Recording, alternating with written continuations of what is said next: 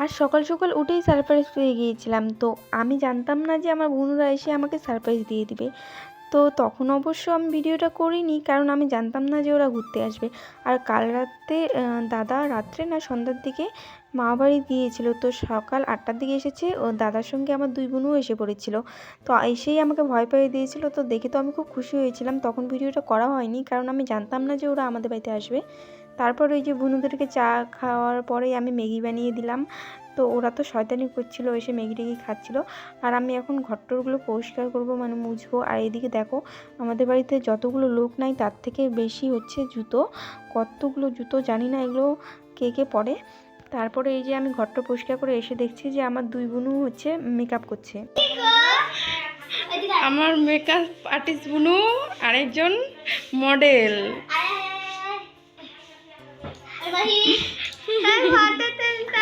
এই যে আমার বড় বোনুর নাম হচ্ছে সে, আর ছোট বোনের নাম হচ্ছে মাহি। তো আমাকে পরে বড় বোনু বলছিল যে দিদি আমাকে একটু তুই সাজিয়ে দিস না, ফটো তুলবো। তো আমি তো বলছিলাম আমি কাজ সেরে নিই তারপর সাজিয়ে দেবো। তবে আমি ওকে কাজটা সেরে নিয়ে ওকেও আমি সাজিয়ে দিয়েছিলাম। তারপরে এই যে আমার একটা পার্সেল বলবো না, যে আমার বাজার থেকে কিছু আনার জন্য আনতে বলেছিলাম। তো সেগুলোই নিয়ে এসেছিলো, তার জন্য আমরা রাস্তায় বের হয়ে আনতে গিয়েছিলাম। আর এই যে আমার বোনকে শাড়ি পরিয়ে দিয়েছিলাম, কি মিষ্টি লাগছে তাই না। তো আমরা ছবি তুলছিলাম, তখনই ও এসে পরে ফোন করেছিল যে রাস্তায় বের হ। তো আমরা 3 বোন মিলে চলে গিয়েছিলাম জিনিসটা আনার জন্য। ও তো সেম আমার মতো অবাক হয়ে গিয়েছিল ওদের দুজনকে দেখে। তো বলছিল আমাকে তো আগে বললি না যে তোর বোনু এসেছে। তো আমি বললাম আমিও জানতাম না, আর তুই এসে পড়েছিলে। তারপরে হচ্ছে আমার আর বলার মনেই ছিল না। তো ওদের দুজনকে নাম জিজ্ঞেস করছিল।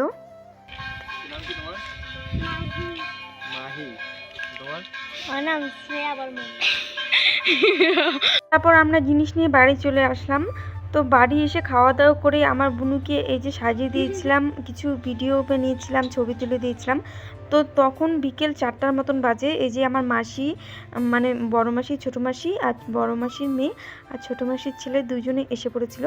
তো যেহেতু সকাল সকাল বুনুরা বাইকে এসেছিলো, তো ওরা বলেছিল অনেকগুলো বাচ্চা যেহেতু আসে তুই 2 বুনুকে সকালেই বাড়িতে নিয়ে যা, পরে আমরা বিকেলে যাব। এই যে আমার মাসিরাও এসে পড়েছিল।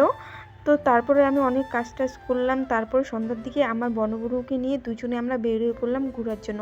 আর এইদিকে দেখলাম আকাশের মধ্যে চাঁদটা বেশ সুন্দর লাগছিল। আর আমি আর বুনু চুপ করে বেরিয়েছিলাম বাড়ি থেকে, কারণ বাড়িতে আরও 2 বুনু ছিল আর ভাই ছিল। তো ওরাও আসতে চাচ্ছিলো, তাই আমরা দুজন চুপ করে বের হয়ে পড়েছিলাম। তার জন্য আমরা একটু হেঁটে এসেছিলাম, তারপরে যে আসছিলাম। আর কারো হয়তো বিয়ে হচ্ছিল, তার জন্য বেশ সুন্দর করে রাস্তাটাকে সাজিয়ে দিয়েছিল। আর এই রাস্তা দিয়ে আমরা যাচ্ছিলাম, দেখে তো বেশ ভালোই লাগছিল। আর বাজারে এসে পড়েছিলাম। বাজারে এসে আমার বেশ কিছু কেনাকাটা করা ছিল, সেগুলো কেনাকাটা করেছিলাম। তারপরে বুনু মন্দিরটা দেখে বাইরের থেকে বলছিল খুব সুন্দর লাগছে, আমাকে নিয়ে যাবি দিদি। তো আমি বললাম ঠিক আছে চল। তো ওকে নিয়ে মন্দিরে গেলাম, ওকে কিছু ছবি তুলে দিলাম, আমরাও কিছু ছবি তুললাম। তারপরে একটু ঘুরে টুরে আমরা ওখান থেকে বের হয়ে পড়েছিলাম। তারপর কিছু খাওয়ার জন্য একটা দোকানে গিয়েছিলাম। তো ও বলছিল যে তোরা খাবি, আমি কিন্তু খাবো না। তাই আমরা বললাম ঠিক আছে আমরা তাহলে খাবো না, বাড়িতে প্যাক করে নিয়ে যাই। এখন একটু বুনুকে নিয়ে এদিক ওদিক ঘুরি, ততক্ষণে অর্ডারটা ওরা বানিয়ে দিবিনি। তারপরে যে আমরা জিনিসগুলো নিয়ে বাড়িতে চলে এসে পড়েছিলাম। এখানে এনেছিলাম হচ্ছে পাস্তা, চাউমিন আর মোমো। তারপর সবাইকে আমি রেডি করে দিলাম। আর এদিকে আমার ছোটো মাসির ছেলে চাউমিন আর পাস্তা এত ঝাল ছিল তবুও খাচ্ছিল, আর জল খাচ্ছিল, তবুও ওগুলো খেতেই হবে। তো এখন সবাই অনেক দিন পরে একসঙ্গেই হলাম, এখন আমরা গল্প করব আর খাওয়া দাওয়া করব।